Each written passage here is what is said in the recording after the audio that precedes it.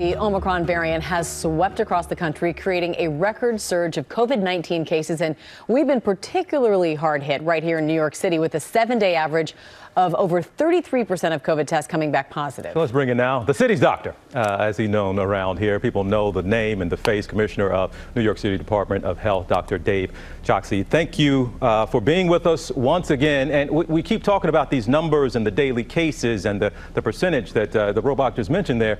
But give us perspective here. Numbers are going up, but how is that going along with hospitalizations and deaths? Are those to the same alarm as we're seeing the actual cases go up? This is a really important question, and we always take all of our numbers together in concert to understand what's happening. What we are seeing is an unprecedented number of cases. That means infections. But we also have to look at disease, and particularly severe disease related to Omicron. We are seeing hospitalizations go up, but not at the same rate as we're seeing cases go up. And that's for a combination of reasons.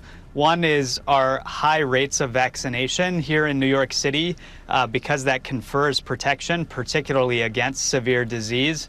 And the other is what we're finding out about the characteristics of the variant itself, which does appear somewhat less severe than prior variants. Now, we have all seen the long lines wrapped around for blocks for people waiting to get tested here in New York City. My friends and family have been in lines as long as 3 hours.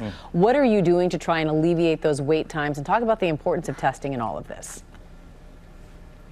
Yes, well, we've seen unprecedented demand for testing in recent weeks, and we are doing everything day by day to be able to grow our testing capacity.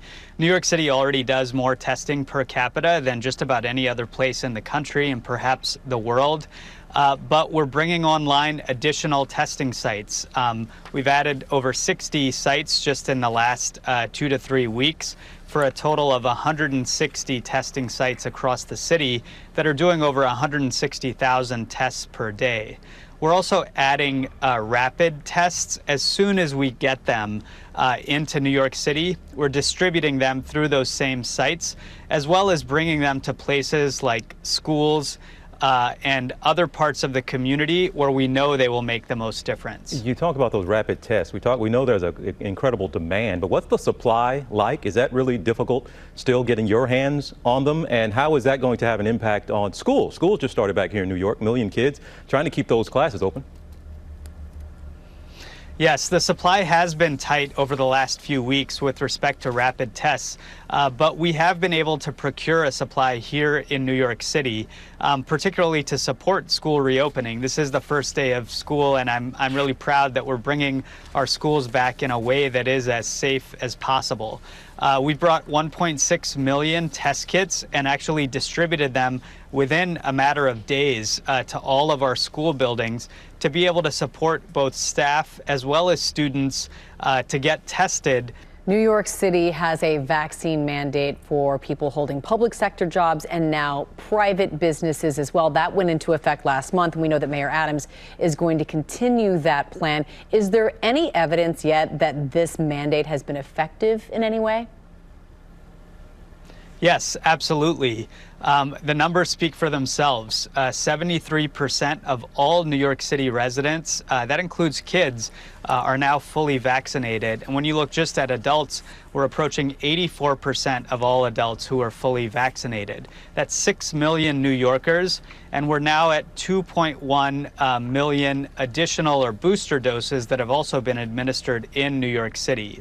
It seems this is a pandemic now of the unvaccinated. When do we get to a point where it's not as disruptive to life? Because people don't seem to be getting as sick or dying at the same rate. But where are we in the horizon of getting to where, yes, this is a part of our lives, but it doesn't require us to completely change our lives? Thanks. This is a really thoughtful question and one that we're all grappling with right now. the way that I think about it, we have to be willing to adjust and calibrate and do so in a way that is faster than the virus itself. This virus has thrown us for loops over the past 2 years. It's proven itself to be a wily and formidable opponent, but we similarly have to be willing to take swift action to protect ourselves and to protect our communities. Well, and we continue to thank you for your service and all that you've done for this city. Commissioner of the New York City Department of Health and Mental Hygiene, Dr. Dave Chokshi, thank you so much for your time today. We appreciate it. Thanks for having me, as always. Well, hey there, GMA fans. Robin Roberts here. Thanks for checking out our YouTube channel. Lots of great stuff here. So go on, click the subscribe button right over here to get more of awesome videos and content from GMA every day, anytime. We thank you for watching, and we'll see you in the morning on GMA.